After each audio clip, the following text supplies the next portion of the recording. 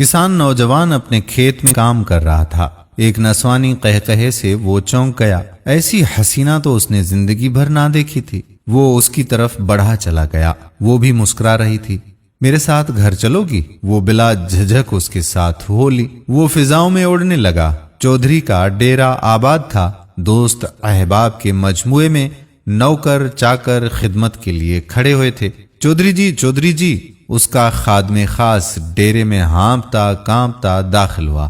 خیر تو ہے، کیا ہو گیا؟ او جی خیر کہاں، میں چوک میں کھڑا تھا۔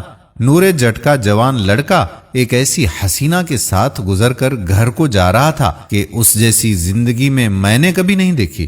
نہ معلوم کہاں سے لے کر آیا ہے، پورا چاند کا ٹکڑا ہے۔ چودھری جی، اسے سمجھ نہیں آ رہا تھا کہ اسے کہاں بٹھاؤں۔ آج اس کی زندگی کا بہترین دن تھا۔ اس نے تو کبھی سوچا بھی نہ تھا۔ واقعی جب خدا دیتا ہے تو چھپر پھاڑ کے دیتا ہے۔ اسے کچھ شور کی آواز آ رہی تھی جو اور قریب آ گئی۔ پھر دروازہ کھٹکھٹایا جانے لگا۔ دروازہ کھلا۔ چودھری ہکا بکا رہ گیا اور بے اختیار اس حسینہ کی طرف بڑھا۔ نوجوان جٹ ایک آہنی دیوار کی طرح اس کے راستے میں حائل ہو گیا۔ تم میری لاش پر سے گزر کر ہی اس تک پہنچ پاؤ گے، تم اس قابل نہیں۔ چودھری کہنے لگے، تم اس قابل نہیں، نہ یہ گھر اس کے قابل ہے۔ یہ میری حویلی میں رہے گی۔ نوکرانیاں، راحت، آرام، عزت اسے وہاں ملے گی۔ اس نے کہا، نہیں، یہ فیصلہ جج کی عدالت میں جائے گا۔ عدالت پورے جوبن پر تھی۔ سائل، مدعی، وکلا، اہلکار، عملہ سب موجود تھے۔ جج صاحب اپنی مسند خاص پر رونق افروز ہوئے۔ جج صاحب نے نظر اٹھائی۔ اسے اپنی نظروں پر یقین نہیں آ رہا تھا۔ اس نے عینک اتار کر صاف کی اور دوبارہ دیکھا۔ واقعی وہ حور اس کے سامنے کھڑی تھی۔ جج بولا، ارے یہ منہ اور مسور کی دال، اپنی اوقات دیکھو اور اس کا حسن، یہ تم دونوں کے لائق نہیں۔ میرے پاس مال و دولت ہے، عہدہ ہے، بنگلے ہیں، گاڑیاں ہیں، نوکر چاکر ہیں، معاشرے میں ایک حیثیت ہے، یہ میرے لائق ہے۔ چلو نکلو تم دونوں اور اس کو یہیں رہنے دو۔ وہ ہکے بکے رہ گئے۔ نہیں، ایسا نہیں ہو سکتا، چودھری چلایا۔ نوجوان بولا، ہم راضی نہیں ہیں۔ اب تو بادشاہ سلامت ہی ہمارے درمیان فیصلہ کریں گے۔ بادشاہ کے پاس چلو۔ جج نے سب کام وہیں چھوڑ دیے اور اب یہ تینوں اس حسینہ کو ساتھ لیے بادشاہ کے محل کی طرف بڑھنے لگے۔ دربار سجا ہوا تھا۔ وزیر، مشیر، درباری سب اپنی اپنی مسندوں پر اور بادشاہ اپنے تخت پر جلوہ افروز تھا۔ اس کے سر پر رکھے ہوئے تاج کے موتیوں سے سارا دربار جگمگا رہا تھا اور وہ خود بھی حسن کا کرشمہ تھا۔ دربان 3 اشخاص اور اس حسینہ کو لا کر بادشاہ کے سامنے پیش کرتا ہے۔ بادشاہ سلامت نے نظر اٹھائی تو دیکھتے کا دیکھتا ہی رہ گیا۔ ایسی حسینہ اور میری سلطنت میں؟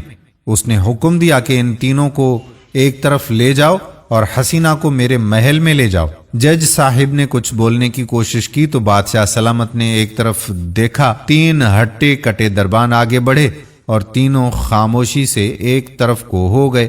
وہ حسینہ جو اب تک خاموش تھی، اس نے خاموشی کو توڑا اور بولی، فیصلہ میں کروں گی، تم چاروں میرے پیچھے دوڑو، جو مجھے پکڑ لے گا میں اس کی۔ یہ کہہ کر وہ جلدی سے دربار سے باہر نکلتے ہوئے نظر آئی۔ بادشاہ کو اپنا تخت بھول گیا اور اگلے ہی لمحے وہ چاروں اس کے پیچھے دوڑ رہے تھے۔ وہ ہوا سے باتیں کر رہی تھی۔ بادشاہ سلامت تھوڑی ہی دور جا کر دوڑنے کی تاب نہ لا سکے اور ایک لمبی آہ بھر کر وہیں ڈھیر ہو گئے۔ جج صاحب بھی زیادہ دیر پیچھا نہ کر سکے اور اس کی سانسیں بھی جواب دے گئیں۔ چودھری صاحب بھی ہمت ہارنے والے تو نہ تھے، لیکن آخر کب تک؟ اب وہ تھی اور نوجوان تھا جو کہ ہر لمحے اس کے قریب سے قریب تر ہوتا جا رہا تھا۔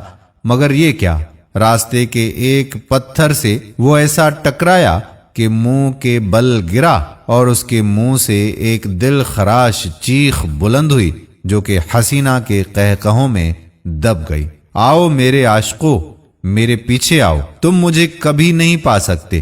اور واقعی اسے کوئی نہ پا سکا کہ وہ دیکھنے میں تو حسینہ تھی، حور کے حسن والی تھی، دل فریب تھی، عقل کو محو کرنے والی تھی، لیکن حقیقت میں وہ دنیا تھی اس کے پیچھے دوڑنے والوں کا یہی آخر انجام ہوتا ہے۔ اللہ تعالی ہمیں سیدھے راستے پر چلنے کی توفیق عطا فرمائے، آمین۔ امید کرتے ہیں کہ آج کی کہانی سے آپ کو کوئی نہ کوئی سبق ضرور ملا ہوگا۔ آنے والی ویڈیو تک اپنے میزبان قادر کلہوڑو کو اجازت دیجیے۔